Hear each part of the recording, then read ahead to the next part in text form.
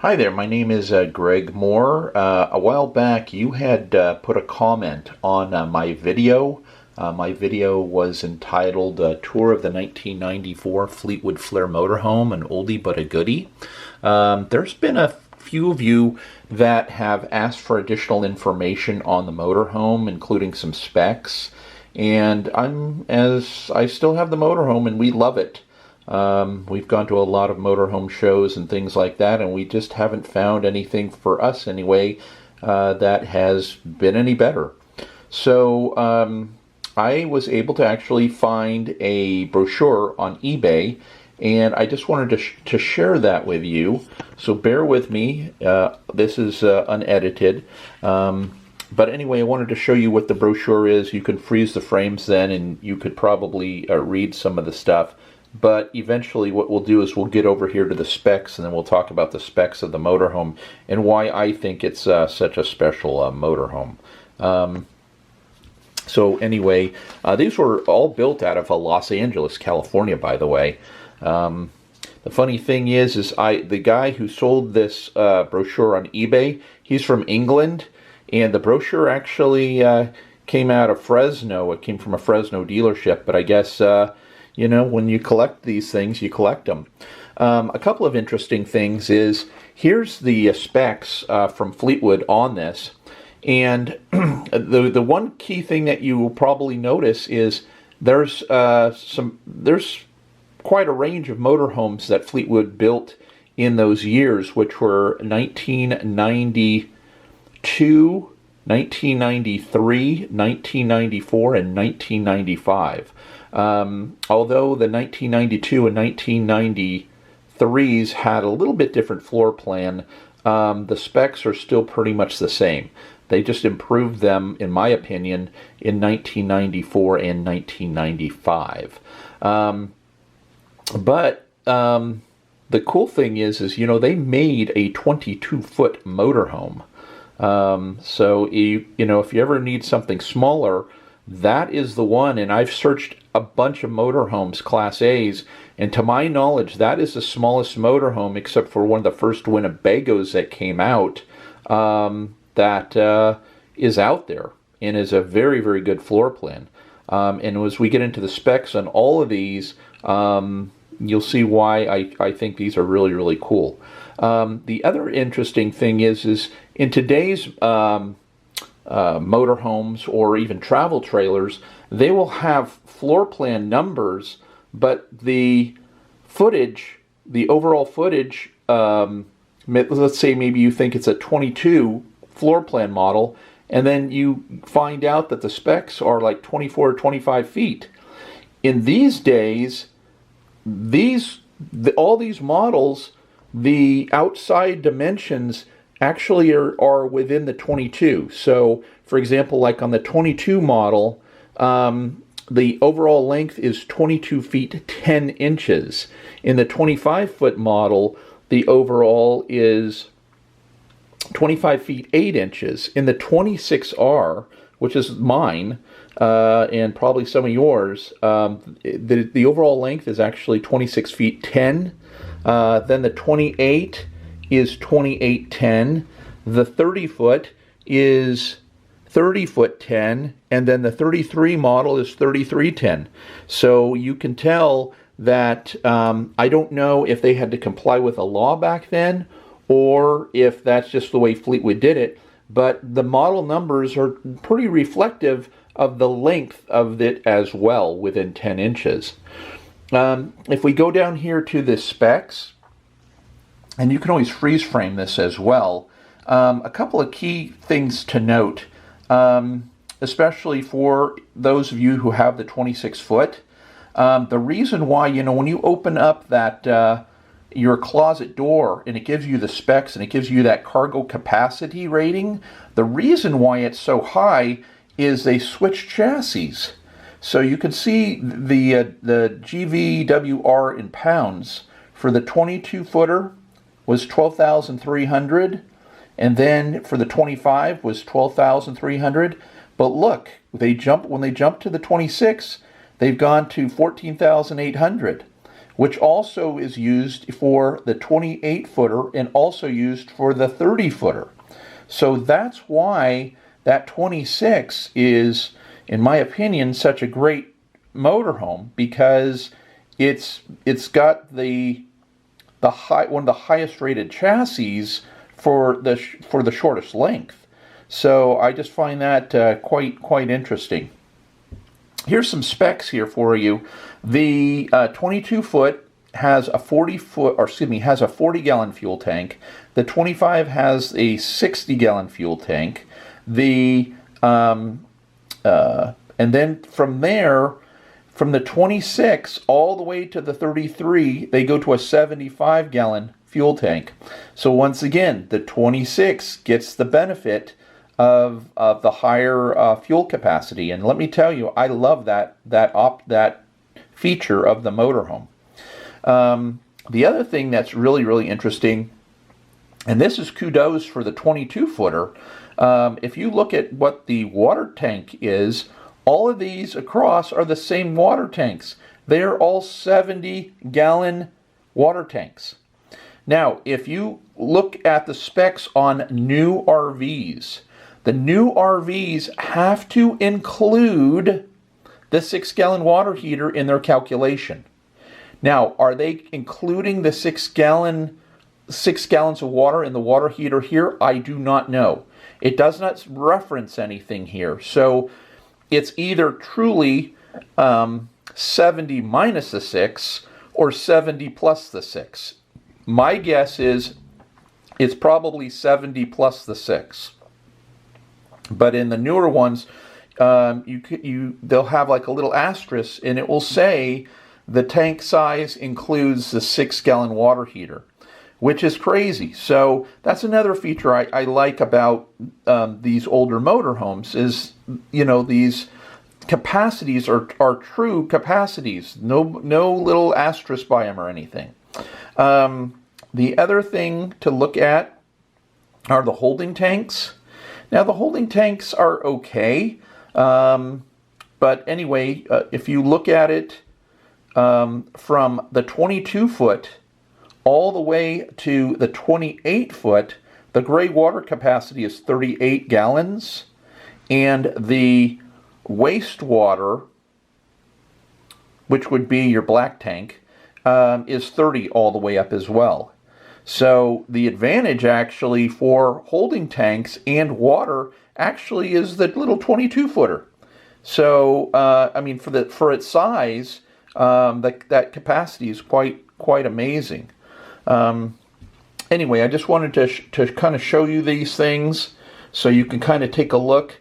The other interesting thing is there was an actual option for a swing down bunk on these, and I don't know if you guys have those. You guys can certainly write back to me and let me know, but I thought that was kind of a cool option. I still like the TV in the front. It works for us.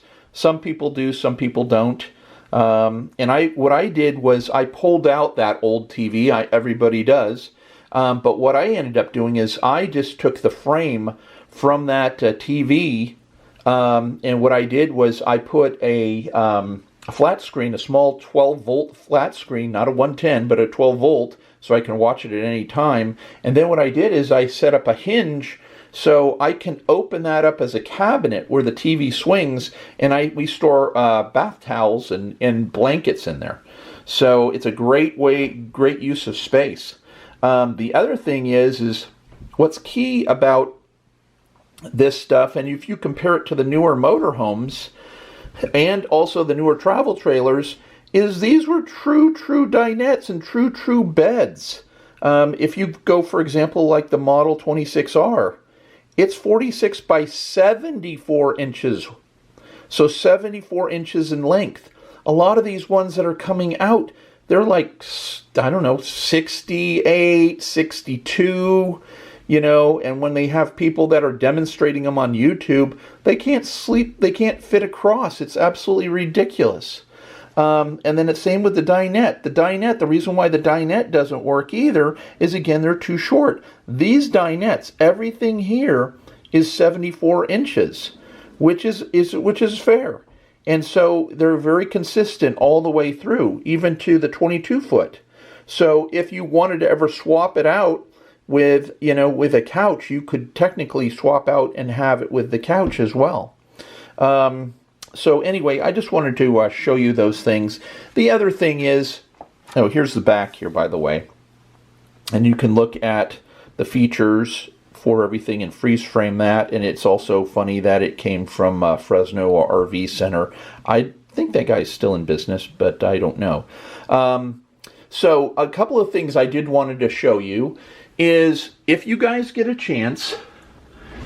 So here I have the Greg Moore channel, and I did this video many, many years ago, back in 2016. I actually bought the motorhome in November of 2014. And it's funny, I bought that motorhome with 62,000 miles on it. We now have 108,000 miles on this thing. We use it a lot.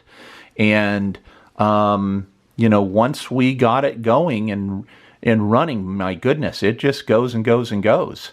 So any undercarriage work, not engine related, but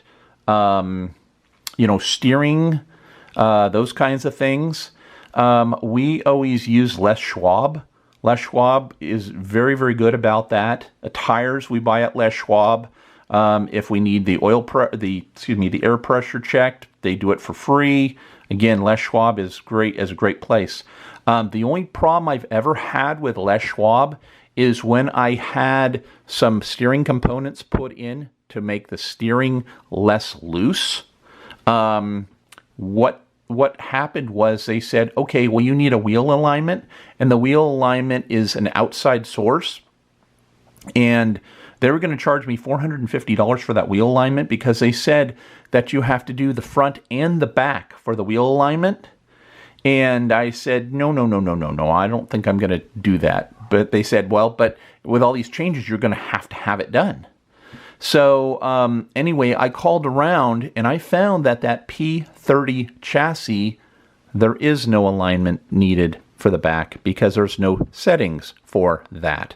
The only one that you do is just the front, and that was confirmed to me.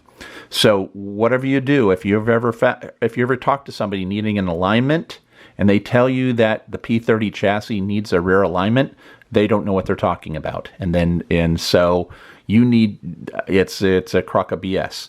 So I'm just saying that is the correct place to align it. It doesn't have any alignment adjustments in the back.